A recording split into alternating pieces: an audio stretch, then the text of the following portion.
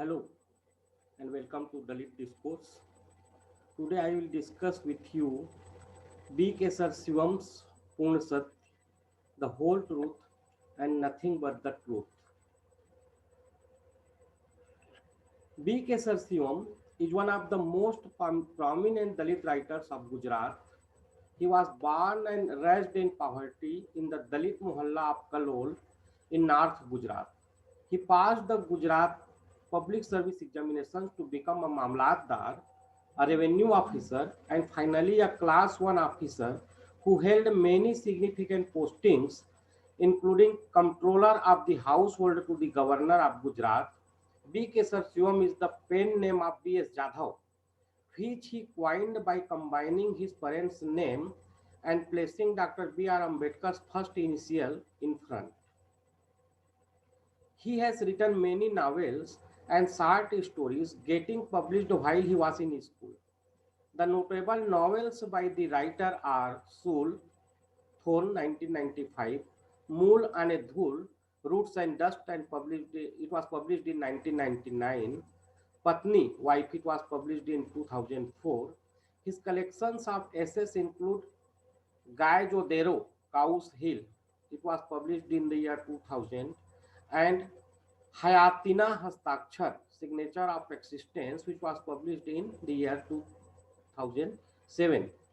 His collections of short stories are Janma Divas, Birthday, which was published in the year 2000, Rati Rayani Ratas, The Anger of a Beautiful Woman, which was published in 2001, Dr. Sima, published in 2003, Lakshmi, published in 2004, Adhura Trago, An Unfinished Pretense, published in the year 2004, Madhupuro, Honeycomb, which was published in the year 2005, Sahid, Martyr, which was published in the year 2006, and Manki, which was published in the year 2007. Kesar Shivam's autobiography, Purna Satya, was published by Navbharat Sahitya Mandir in 2002. It is the first full-length Dalit self-narrative to be published in Gujarati. It won the Dasi Jivan Award of the Government of Gujarat in year 2003. Later it was translated into English by Geeta Chaudhary as The Whole Truth and Nothing But the Truth and published in 2008 by Samya Publication.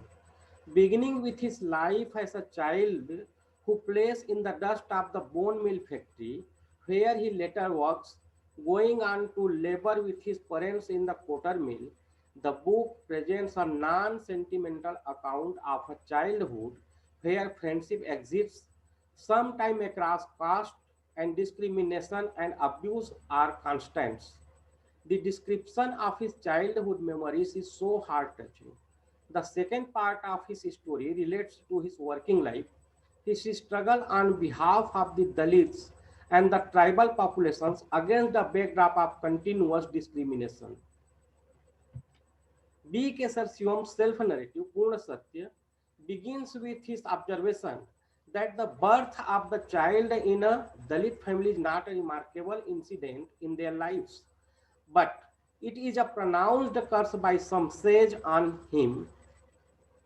I quote, Go henceforth, you shall be born a Dalit, unquote. It is because that the term untouchable had stamped on his forehead even before his birth. While he was still in the womb, birth means entry into life. But for the Dalits, it is an entry into sanctuaries full of wild animals. Kesar Shivam categorizes these sanctuaries as social, religious, and spiritual sanctuaries. He writes, I quote, In the social sanctuary, they scratch their victims with their sharp claws and say, Move aside, you are an untouchable. Your shadow must not fall on us. In the religious sanctuary, they pour lead into their victim ears. In the spiritual sanctuary, whatever the spiritual knowledge of the sufferer, he has to die the death of the Sambhu. Unquote.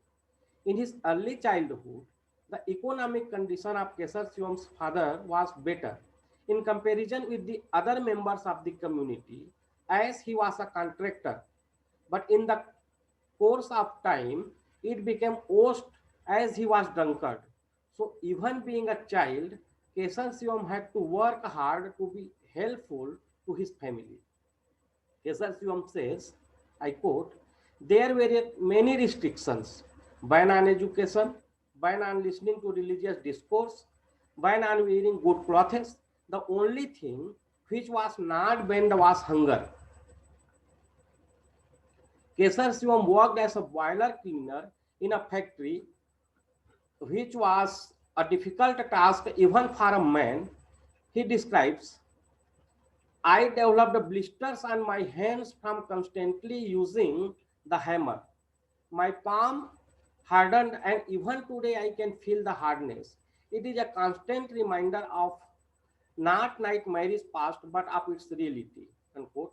As a small boy, Kesar Shivam faces lots of difficulties, but never compromises with the self-respect.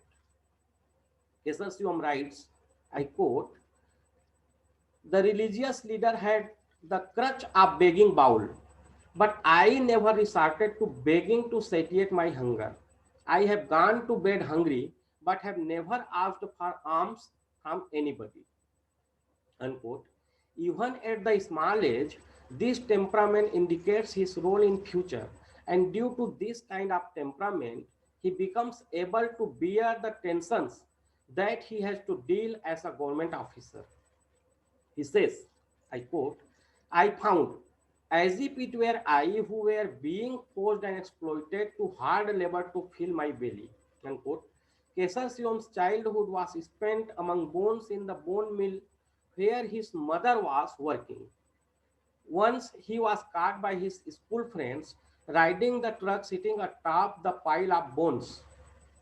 Next day, when they inquired about this, he lied to them and said, I quote, it must have been someone else.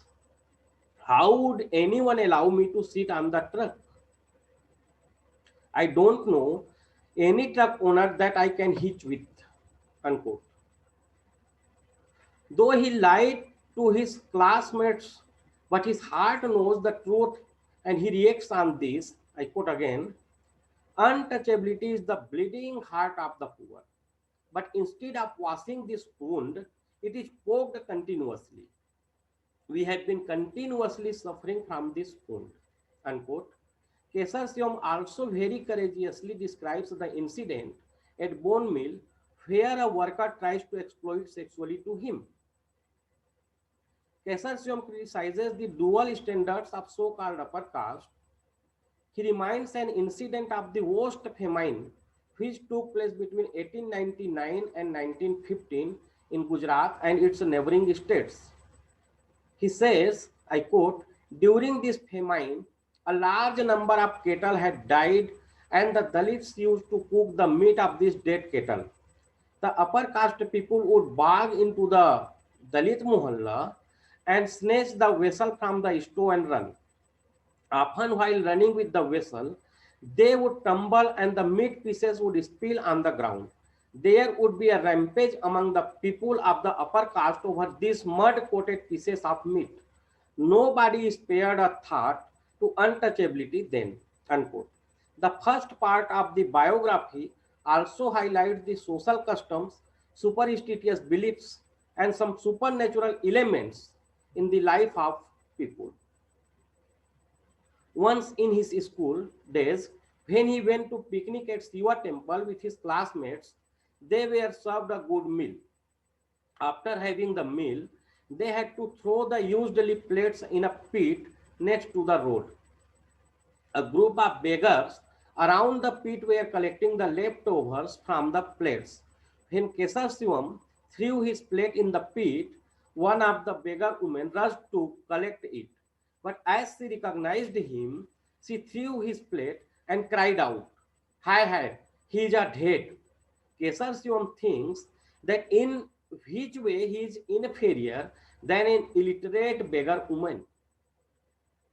Once there was an elocution competition in his school.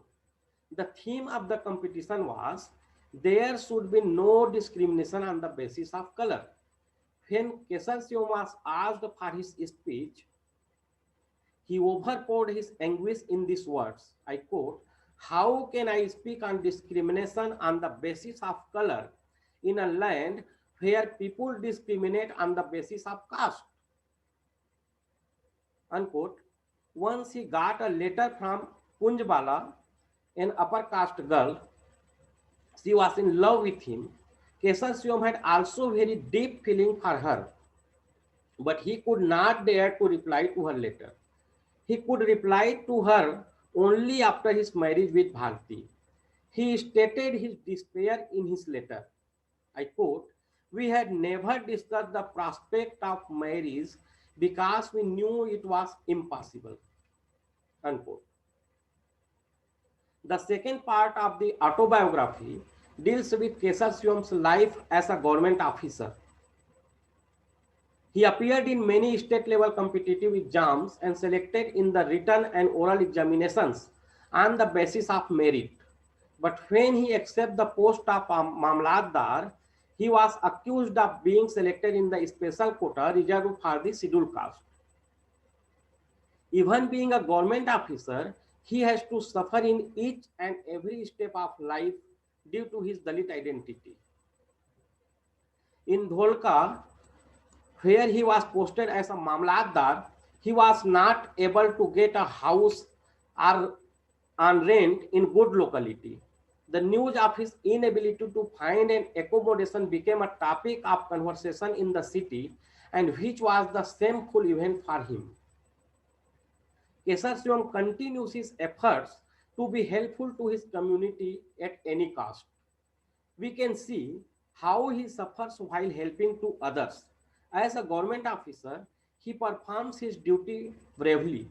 He suffers a lot while he allots pasture land to the landless Dalits. B. Kesar Siom writes, I quote, "If you were to knock on the words of pain, you would hear the sound of truth. If you were to praise the words, you would find drops of perspiration oozing out. And if you were to dig into them, you would find blood streaking out." Unquote. One day, a man came to his house to inform that some people had dumped kerosene, crude oil, and other fuels in the Dalits well at Kharanti village. He left immediately for Kharanti and summoned the Sarpanch and the police patel of the village to inquire about the matter. But they denied any knowledge about it. Then he took them to the well and told that it was the responsibility of the Sarpanch to get the well cleaned up. He remained at the site around 8 p.m. till the well cleaned up. When he was ready to leave, the Dalits invited him to their mohalla and offered to share a meal with them. Kesar Siom told them, I quote, "Do you ever ask yourselves, why doesn't anyone dump kerosene and crude oil in the main village well? Why does fuel get dumped only in your well? Try to muster up some courage. The day you show courage, I will come down from Dholka and share a meal with you." Unquote. He also turned to the youths and said, "In school, you are taught to be fearless in life. But when you return to the mohalla, you forget this lesson. Why don't you form a youth organization and meet 2 or 3 times in a week? Once the village people realize that you are united, they will be scared to throw anything in your well." Unquote. Once when he visited to the Dalits of Bagodara to find out about their condition, they informed him with tears in their eyes that though they have dug a separate well in the lake, some of the village people draw water from it at night. The writer exclaimed, I quote, "What kind of hypocrisy was this? The higher caste people practiced untouchability during the daytime, and the same people stole water at night from the well of the untouchables." Unquote. Once the Dalits of Chandisar were attacked by the villagers and broke the tiles of some of the houses and beat up them badly. As soon as he came to know about this incident, he immediately went to Chandisar to control the situation. When he inquired about the matter to the Rajputs, the leader of the Rajputs said that the Dalits had lodged a false complaint. But the broken tiles of the houses were giving proof of the incident. The writer dared to the Rajputs by saying, I quote here, remember the Dalits are not helpless anymore. If I deem it necessary, I will bring the entire state police force here. Then you will call your brave to face them. Unquote. While talking about his duty in the governor house, he compares his present life with the earlier one. He writes, I was destined to lead a very contradictory life. As a child, I had experienced a childhood hankering for a piece of rotlo, and as an adult, in my job at Raj Bhavan, I had food cooked referring to the cookbooks that cost rupees 200 to 250. I had a huge staff of separate cooks for vegetarian and non-vegetarian food. Unquote. He says he has spent all years of his career to teach the Dalits the mantra of Ambedkar, get educated, get organized, and then revolutionize. He has given a great tribute to Baba Saheb by changing his name and putting letter B of Baba Saheb at the beginning of his name. He always carries the photograph of Baba Saheb in his pocket. Kesar Shivam feels that whatever efforts are done by the government and social reformers, the untouchability has not been completely removed. It is always there in one or another form. The Dalits share the same country, same religion, and same language. But due to their Dalit identity, they are forced to live in their own bounding that creates their own subculture even after so many years of independence. At some extent, the Dalits are treated in the same way. As a government officer, Kesar Shivam had to face many discriminations from his senior officers and political leaders. When he sees back to his journey, he reminds, I quote, in my childhood, I had been beaten up often because I was an untouchable. The physical wounds like the blow on my hand healed over a period of time. However severe these blows might have been, they could be treated, but for the deep wound inflicted on one's heart, there is no medicine except death. Unquote. And again, he recalls his own status as a Dalit. I quote again, I have been an officer of a high rank. I have received a higher education from an university. I am also a writer. Yet a tenant living in my house still had the audacity to call me a dead. He said, you are a dead. You always remain a dead. Now go to the court and file a case of atrocity against me. Unquote. After the 74 years of independence, the condition of Dalits has not yet changed. The writer remembers an incident of 1990s when the son of a Dalit additional collector comes home from an elite school and asks his father whether they are considered backward.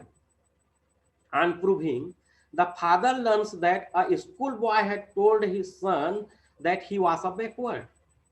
The father reacts, I quote, each word of his reply took the form of a trident and pierced through my very existence, leaving it bleeding. Unquote. Thus, as a true spokesman of his community, Kesar Shivam very frankly describes the suffering, humiliation, and suppression of the whole community, and the Dalit literature is nothing but the literary expression of this consciousness.